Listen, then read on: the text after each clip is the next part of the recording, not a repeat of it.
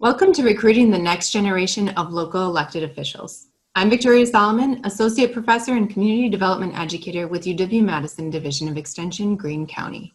Joining me are Jenny Erickson, Professor and Community Development Educator with UW-Madison Division of Extension, Sauk County, and Melissa Kono, Associate Professor and Community Development Educator with UW-Madison Division of Extension, Clark and Trempealeau Counties. Today, we're going to look at recruiting the next generation of local elected officials. Specifically, diversifying who's running. We're going to share lessons we've learned when it comes to reaching out and diversifying who is recruited to run. Then we'll go over how you can use these lessons to help in recruiting the next generation of local elected officials. In Extension, we have strong connections with all 72 counties in Wisconsin and a number of federally recognized Native nations in Wisconsin. We know that current locally elected officials want to have confidence that when they're ready to leave office, there will be qualified candidates willing to step up and take on the role. At the same time, we know that in many situations, in order for someone to consider running for local elected office, they want to be asked, they need to be asked, and they need to be recruited to run. Are there people who are not usually recruited to run? In Wisconsin, unfortunately, usually women aren't identified as someone who should be recruited. And that's really too bad because there's lots of opportunities and strengths when it comes to having more diverse boards.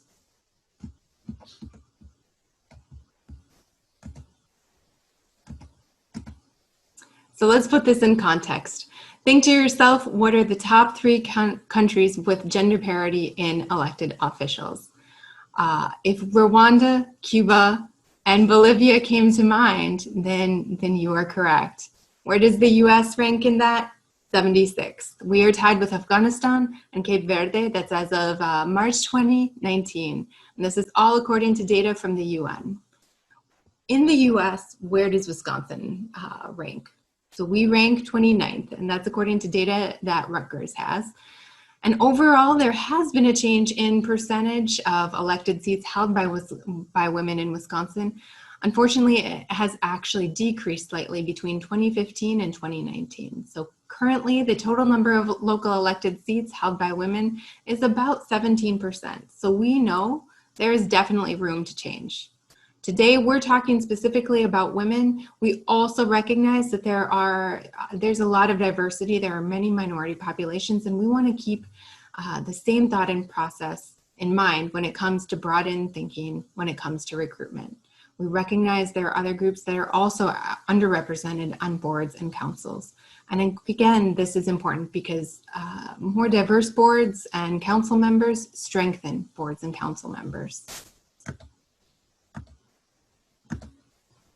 So what do we know? We know that when women run for local elected office, they win at the same rate as men. Women provide different perspectives. So according to the Center for American Women in Politics, when women serve, they provide a different perspective, more likely raising concerns about safety in the community, and gender equity issues, education, and economic issues related to children and families. Women in office are also more likely to be involved in involving the public in decision-making processes, and they're likely more typically more persistent in following through when it comes to constituent concerns. We know that diverse boards make better decisions, and corporations that embrace diversity are more open to thinking in a broad way about their mission, more connected to their customers, and we know that they're more open to approaches and how and why they operate. Unfortunately, local elected boards in Wisconsin, county boards in particular, do not reflect the diversity in those communities. And so we really set out to learn more about how we can encourage more women to run. So we're going to go over some research-based methods and strategies to encourage more women to run. We're also going to go over how you can help in recruiting the next generation of local elected officials and increasing the diversity of those who run. First, though, we're going to give a quick peek into the research that we've done and how that's contributed to the valuable lessons learned. So all of this started by looking at the barriers for running for a local elected office. Why don't more women run for these seats? We explored this through surveys. So survey 1 went out to local elected officials serving in towns, villages, and cities in Wisconsin in the summer of 2015. The types of questions we asked involved thinking back to when you ran, what were the barriers, what did you see made a qualified candidate, and so on. This was possible through a partnership with the Wisconsin Counties Association, and we sent out about 1,600 surveys across Wisconsin. We got about a 37% response rate.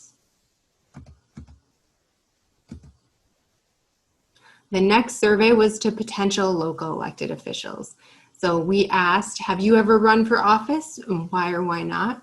We gathered these contacts by reaching out to our extension colleague networks because Wisconsin has networks in each county in Wisconsin. We asked colleagues to identify 5 men and 5 women that, to the best of their knowledge, hadn't run or served as a local elected official. We also asked them to identify 5 leaders in the county. From there, we asked those 5 leaders to name additional people, and this way we were able to broaden that network. By doing this, we were able to reach out to over half of Wisconsin's 72 counties in each region of Wisconsin, both urban and rural, and about 353 surveys were sent. We got a 56% response rate. And so we shared our lessons from this work that focused again on barriers, and people started asking more about, okay, what works? What do we see as working and being effective? And so with that, I'm going to hand it over to Jenny Erickson to talk about what we found and what that means when it comes to recruiting more diverse groups to run. Excellent. Thank you, Victoria. So let's dive into the data. As Victoria mentioned, there were a couple of different surveys we did. The first one was comparing current county board supervisors with these folks that we identified as potential elected officials. And we wanted to look at what were those barriers to running for local elected office. You can see we identified the top 10 barriers for each of those categories. Things like lack of interest or willingness to ask for campaign funds, time away from family, time away from other activities you enjoy, a whole host of different barriers. And the key message here is that the potential elected officials were far more likely to indicate that these were barriers than the current supervisors. I think the main message here is, well, a couple of things. Well, in hindsight, perhaps those supervisors are looking back after they've already been elected and thought, yeah, those barriers weren't that big of a deal. That's possible. It's also possible that that the type of people who run for elected office aren't slowed down by these kind of barriers. In any case, it's a bigger deal for these potential elected officials to think about some of these barriers in their running. So what we know is we're already setting up issues for folks before they run because we have these barriers that they consider to be pretty significant. In our next slide, and this one is intentionally overly detailed. I want you to just get an overall view of the results of the slide, but not really intended to read every single line. But the surveys and the work that we did was really around looking at the barriers between men and women and how they saw running for office. And the key message in this slide is there are a whole bunch of bars that are pointing upwards. All of those upward pointing bars are places where women thought a particular barrier was a bigger deal than men. So we identified 30 barriers. Those were all listed across the bottom. About 25 of them are situations where women felt these were bigger issues than men. The five bars pointing down are those issues that men identified as more significant. I think the key piece here is that maybe none of these barriers are overly significant, but together they start to really create an issue for women when considering running for office. So in this slide, we start looking at those differences between men and women with those barriers. Now, some barriers, there were some statistically significant differences between men and women and how they viewed those barriers. And so that's what this slide is showing, or this graph is showing. So starting from the bottom, one of the biggest concerns women had was they had concerns about reprisals or criticism, much more than men. They also don't want to run against the incumbent, much more than men. They have a fear of of failure or losing the election. That's a much bigger deal for women than for men. Concerns about making decisions in public, concerns about gender bias, that's kind of an obvious one. Otherness is an issue. They don't think they'll do a good job. So there's a whole bunch of places where we found that women viewed these barriers as much more significant than men. And so here's kind of a summary of those same barriers, right? And so when we first thought about this, concerns about criticism, hesitant to run against an incumbent, fear of failure, originally we thought, is this about self-confidence? But you know, the women I know, self-confidence really isn't the challenge, right? And the women I know who are potential elected officials and the women I know who are serving in office, this idea of lacking self-confidence really didn't seem to ring true. But we did some more research and we looked into this a little bit more and studied more about women when they are applying for jobs or serving on boards. And what we learned is that women tend to feel the need to, say, check all the boxes, right, on a particular job description. They tend to feel like they need to have had all of those experiences. Where on the other hand, men might see those same lists of job qualifications and say, well, I got half of them, I think I should still apply for the job. So they're looking at this maybe through a different lens than men. And I think that's holding true when we're talking about running for local elected office as well. I think women have, the research we saw indicated that women tend to be hired based on their experiences and men tend to be hired based on their potential.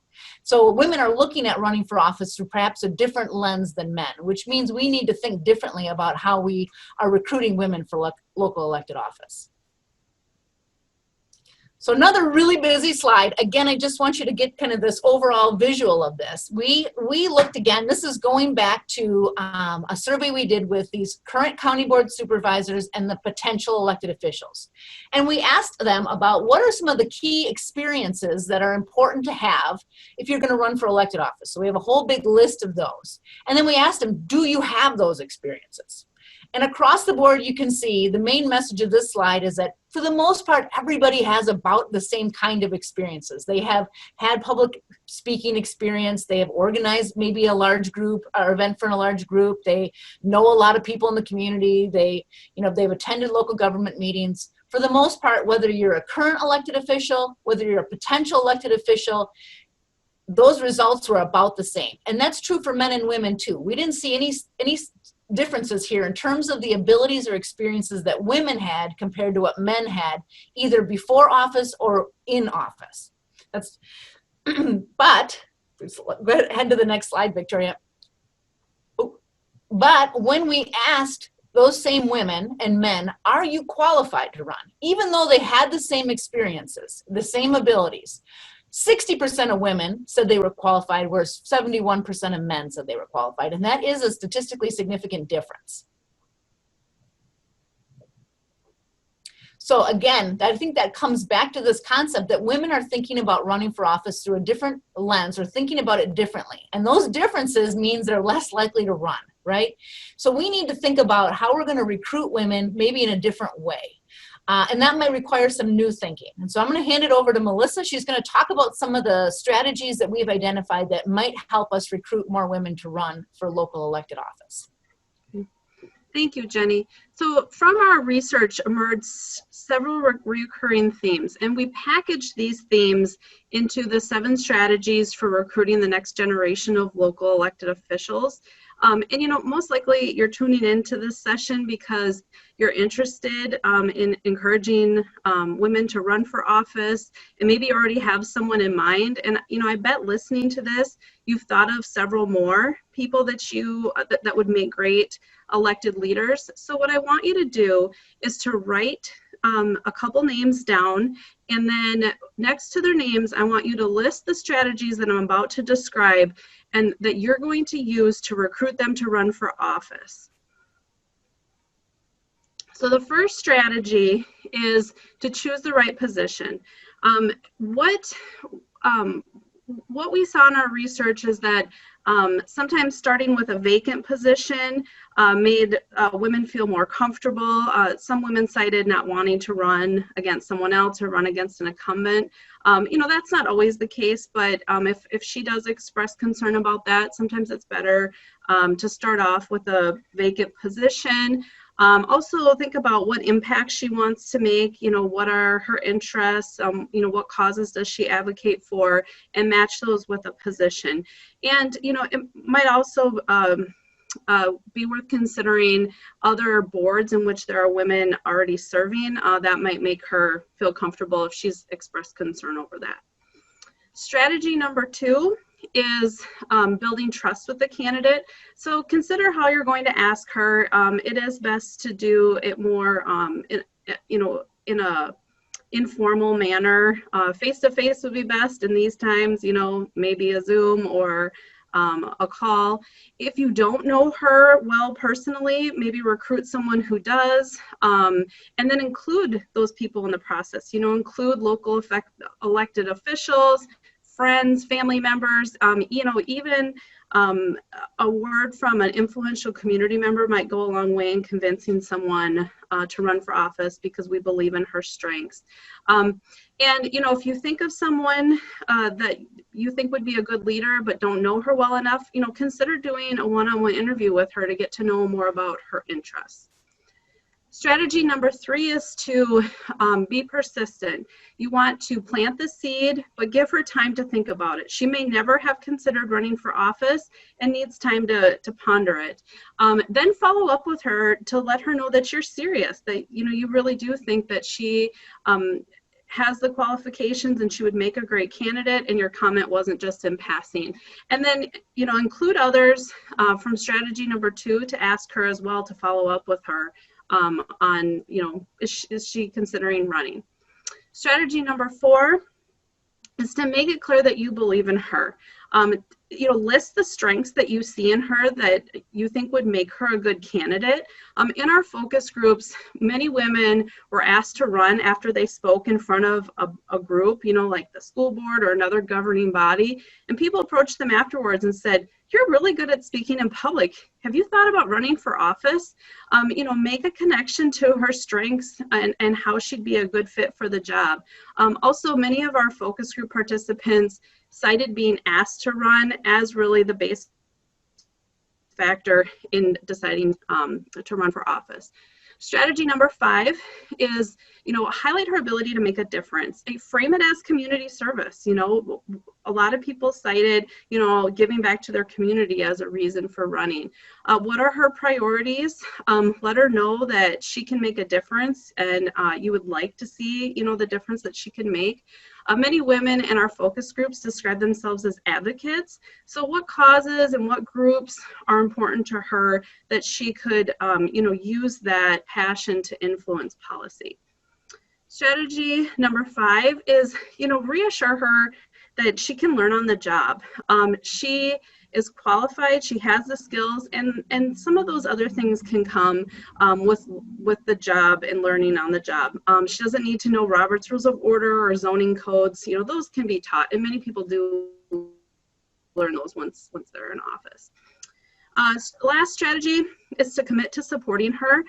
If she expresses concerns, that maybe she doesn't want to ask for campaign funds, tell her there are people who want to support her.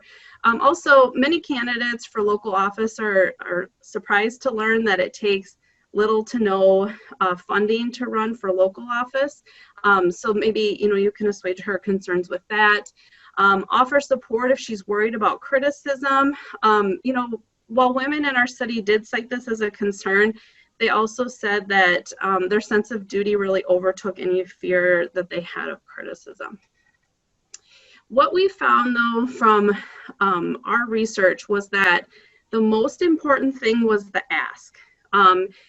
It is more important to ask her, have you considered running for office?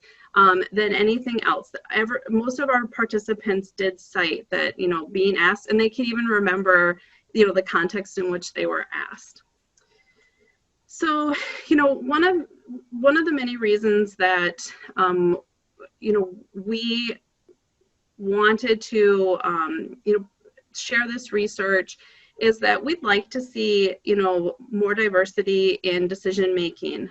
When we surveyed women on political ambition, a majority of women cited time away from family is why they didn't want to run. And then when we look at local elected office, like on town boards, 78% of those serving on town boards are over age 55. So people who are not raising children in today's world are making, decisions that affect families. So it'd be nice to see, more people, of all backgrounds making decisions that affect them. So, in closing, what we're seeing is that there are more women than ever running and winning political office. We've made significant gains, but they're not the only roles available. What we heard in our research too is sometimes the first step to public office was serving on a committee. So, encouraging people to serve on a committee can be that first step into running for local elected office. Consider also maybe creating more seats at committees, or I call it making the table bigger so that we can include more people in decision making. And we need more women in office, but also at other levels involved into which they feel comfortable. So, and going forward, we hope that you use this information to recruit our next generation of elected leaders. We would like to know how it goes. We love hearing your stories. So please reach out to us. I've shared our contact information on the last page too, but thank you all for joining us.